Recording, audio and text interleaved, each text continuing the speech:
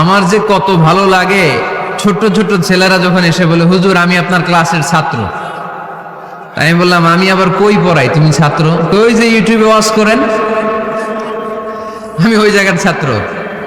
অনেক বোনেরা আমাদেরকে কাগজে লিখে পাঠায়, হুজুর আমি আপনার তাফসির ক্লাসের একজন নিয়মিত ছাত্রী।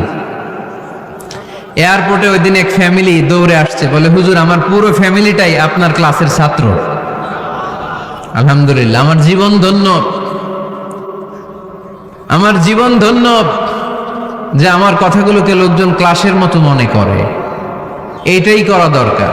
বুঝলেন কিনা জিজ্ঞেস করব, উত্তর করবেন। যা বললাম আবার আপনারা শোনাবেন। এক পক্ষের কথা হইলে ঝামেলা আছে না নাই? আমি শুধু বলেই গেলাম, আপনারা শুনলেন, ঝিমানি আসবে, ঘুম আসবে, শয়তানের গুতা আসবে, ঠিক কিনা? কিন্তু যদি জিজ্ঞেস করি, আওয়াজ করে যদি উত্তর দেন, শয়তানের ওয়াসওয়াসা ঢুকতে পারবে? আর এখানে তো সব ইয়াং, শয়তান আসবে কোত্থেকে? ওদের এক একটা তাকবীর দিলে বঙ্গোপসাগরে যে ইবলিস যে পড়বে।